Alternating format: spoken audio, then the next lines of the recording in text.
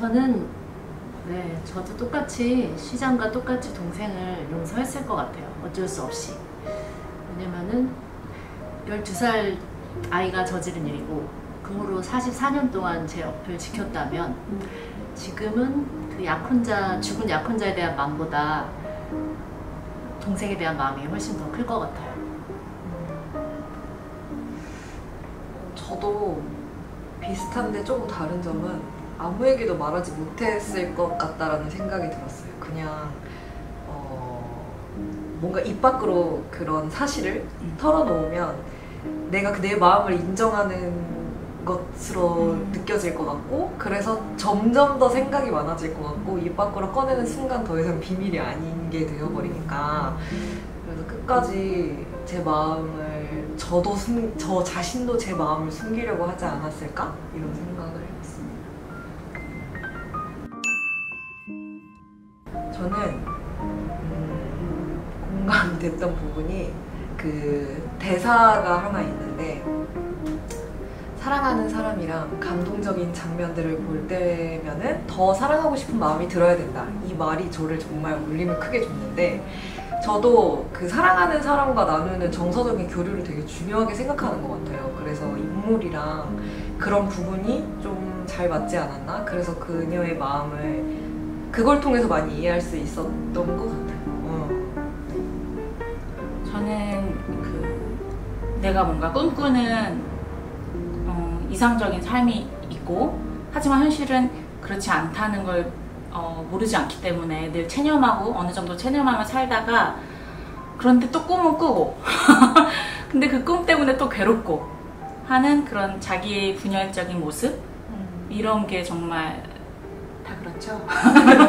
다 저랑 닮아 있는 것 같아요. 저는 잃어버린 나의 행복을 되찾을 순 없겠지만 적어도 동생의 고통을 조금이나마 덜어줄 수는 있었으니까요. 이 말에 시잔이 용서를 할 수밖에 없는 그런 마음이 담겨져 있는 것 같아요. 네 목걸이 덕에 내가 진짜 삶을 알게 된 거라면 인생은 참 잔인한 것 같아. 저는 이 대사가 좋은 것 같아요. 저도 대사라고 하기엔 좀 그런데 중간에 나오는 어떤 시 한 구절이 있는데요. 그 시 부분에서 가장 마음에 든 문장은, 우리가 사랑할 땐 부재도 시간도 아무 의미 없는 것. 내 가슴이 뛰는 한 그대에게 늘 이렇게 말하리 기억해주세요. 이 말이 저를 가장 많이 울렸던 것 같아요. 저는 한 장면이라기보다는 전반적으로 이 여자가 말하는 태도에 대해서 고민이 좀 많이 됐어요.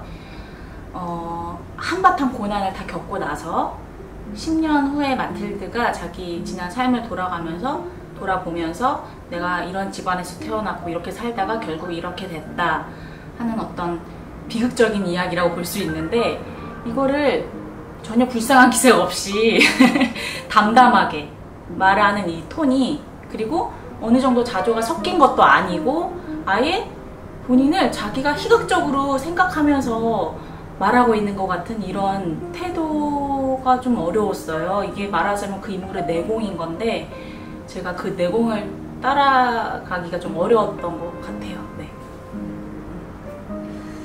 저는 시잔이 이제 마그리트가 한 말을 그대로 아주 길게 이제 전하는 부분이 있는데, 그 부분이 시잔이 전하는 건데도 자꾸 마그리트의 마음이 들어와서 이게 맞나 싶기도 하고, 또 어쩔 때는 마그리트의 말을 잘 전해야 되는데 오히려 또 시잔의 마음이 들어와서 연결이 안 되고 거기에 딱 어떤 경계에서 멈춰버리게 되는 어떤 그런 그 경계를 왔다 갔다 하는 게 좀 어려웠던 것 같아요.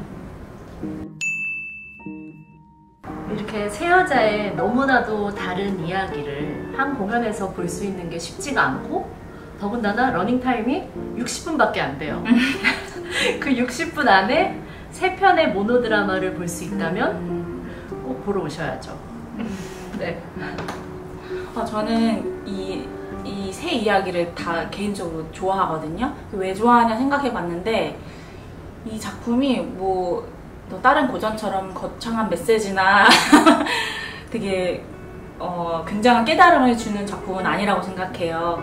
다만 되게 누군가한테도 말할 수도 없는 어떤 뭐랄까 치졸하고 우스운 그 인간 마음을 자기 고백하듯이 꺼내놓는 이야기라고 생각을 하거든요. 그래서 관객 입장에서도 되게 거리감 있게 그 사람을 비웃듯이 보다가 어느 순간 이 사람을 이해하게 되고, 왜냐면 나도 그런 적이 있기 때문에, 그러면서 이해하면서 같이 부끄러워지기도 하고, 저는 되게 위로도 많이 받았던 그런 공연이거든요.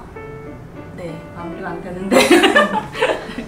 저는 모파상의 그 단편 작품집을 정말 어린 시절에 읽었었던 것 같아요. 그리고 가장 유명한 또 작품을 낭독해 주시는데 목걸이라는 작품. 근데 나머지 두 작품, 제가 낭독하게 되는 달빛과 또 현아 언니가 하게 되는 그 고백이라는 작품은 사실은 좀 생소했어요. 그래서 유명한 작품도 물론 많이들 알고 계시지만 새로운 그런 작품을 또 접해볼 수 있는 좋은 기회가 되시지 않을까라는 생각이 또 들었고, 또 누가 대신 읽어주는 거잖아요. 그럼 또 재밌으니까 내가 안 읽어도 됐어. 내가 아니요. 그래서 또 뭐 음악도 있고 나름대로 또 저희가 준비한 것들이 있으니까 그거를 포인트를 잘 생각하고 보시면 좋을 것 같습니다. 9월 13일 수요일부터 9월 17일 일요일까지 공연하는 산울림 낭독 콘서트 새 여자 이야기 산울림 소극장에서 만나요. 오세요.